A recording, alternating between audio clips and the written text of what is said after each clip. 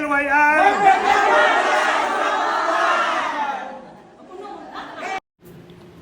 Good morning, classmate. Happy Sunday sa atong tanan. Akong panghinaot nga unta kamong tanan anaa sa may panglawas o sa inyong pagpaminaw ning akong maong vlog. Dunay mga grasyag panalangin nga inyong maangkon sa inyong kinabuhi gikan karon hangtod sa umaabot nga panahon. Ako gyud ning ginaampo, classmate. Kay wala tay laing sandigan kundi ang pag-ampo.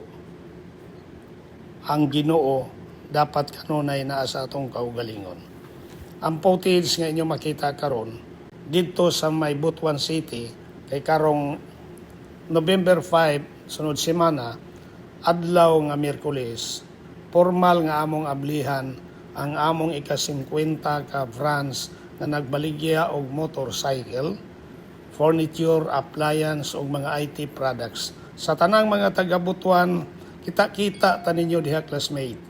Magpasalamat ko kung inyong ipatronize ang akong tindahan diha sa Butuan o maningkamot pud ko nga ang akong kumpanya makahatag ninyo og maayong serbisyo human nga kamo nakakuha sa amo or service, good service after sales.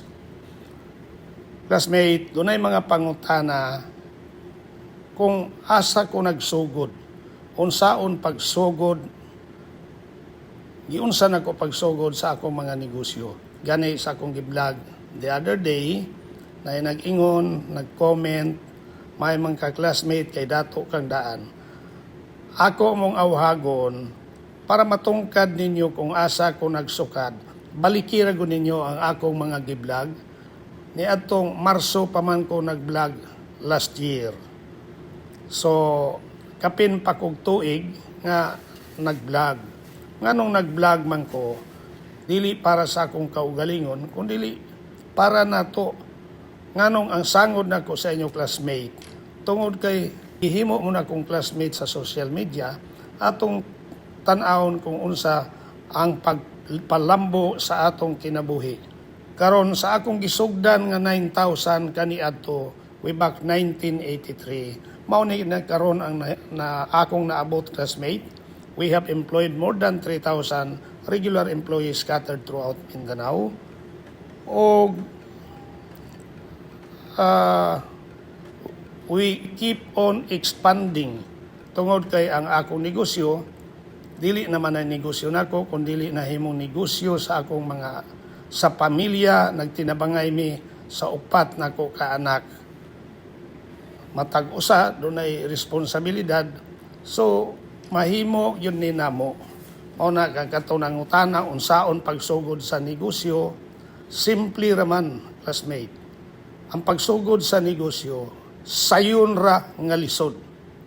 Sayon ra, pwede gani kag magnegosyo, bisag wa kay kapital, cellphone lay kapital nimo. Daghang mga paagi sa pagnegosyo, pwede ka magnegosyo way kapital, mahimong maging reseller ka. Sama karon nakita ninyong intro, daghan ang mga sales force namo, maotoy mga negosyante to. Diin, ilang gigamit lang nila ang ilang sarili, ilang cellphone para makapromote o pamaligya nga ni ganansya siya through incentives nga wala sila'y kapital.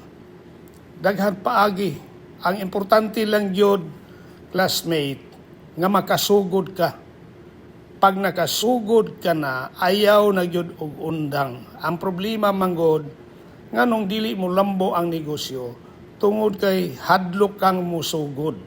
Kung gusto nimo mag-asenso, ang pinakanindot nga ako mahatag nga tip sa inyo, ayaw mo ka kontento kung unsang inaa karon nimo, sulod og entrepreneurship, negosyo. Negosyo ra gyud makapadato nimo sama sa akong gihimo sa akong kaugalingon. Walay laing ideya nga pwede ninyong i-adapt. So, classmate, akong panghinauton nga inyo yung kanunay masubaybayan ang akong mga vlog Kay ang akong ginahatag ninyo, inspirasyon o motivation. So, paminaw mo kanunay, kung gusto nyo mulambo yung kinabuhi, paminaw mo kanunay sa mga tao nga magka-inspire ninyo. Daghan kay mga vlogger, diin ang ginahisgutan, unsaon pagsugod og negosyo, unsaon pagnegosyo, unsaon pagkontrol sa negosyo.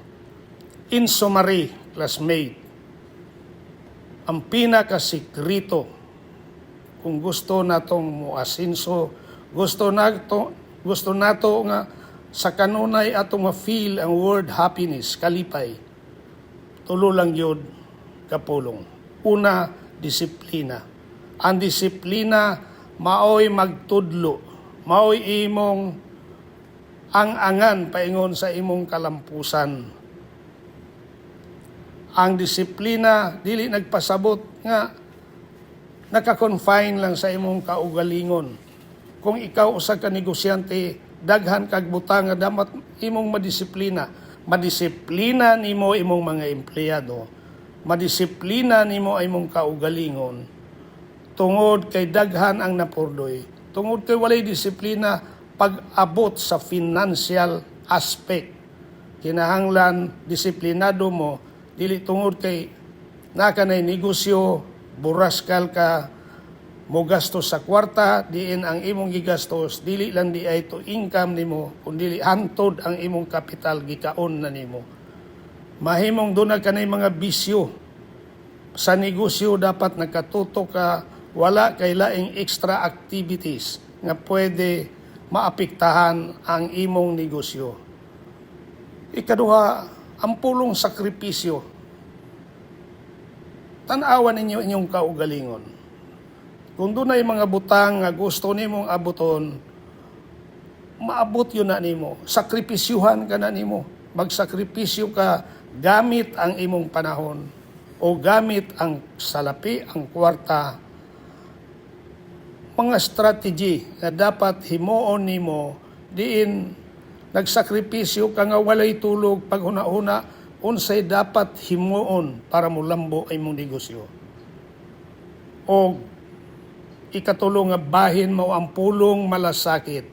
Kay kung naa ka manggod sa negosyo, dili ka pwedeng mag one way. Ang akong pasabot, ang imong gihuna-huna kanunay ganansya ra. Pag maunay imong mindset, ganansya ra naapirmi sa imong huna-huna, pwede dili ka mulambo. Ikinahanglan do na kay malasakit. Sa unsang paagi, dapat na kay malasakit sa imong mga empleyado. Treat them as your partners in business. Dapat na kay malasakit sa imong mga customers. Tanawa kung unsa imong negosyo, kung ang imong negosyo nagkinahanglan og effective, efficient service after sales, himuan na nimo kay maunay makalipay sa imong mga kliyente. Kung nilambo ay mo negosyo, ayaw huna-huna ay mo sarili, huna-huna ang komunidad, huna-huna na ay mga tao nga pwede nimong matabangan. Kay kung maunay imong mindset, ang Ginoo nagatanaw sa imong gihimo, ayaw expect og balos diri, ayaw expect og balos diha-diha. Apan i-expect nimo nga dunay balos na igrasyag panalangin nga ihatag sa Ginoo diha nimo. Classmate, daghan kayong salamat og siguro na ako'y mga pagtulunan nga nabilin diha ninyo. Akong balikon.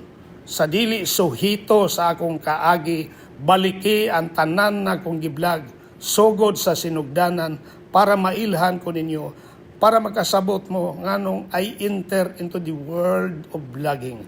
Daghan kayong salamat ug sa makausapa ako magaingon. Kung ikaw na'y pangandoy, may handom sa kinabuhi, trabaho salig sa Dios, labaw sa tanan, salig sa imong kaugalingon.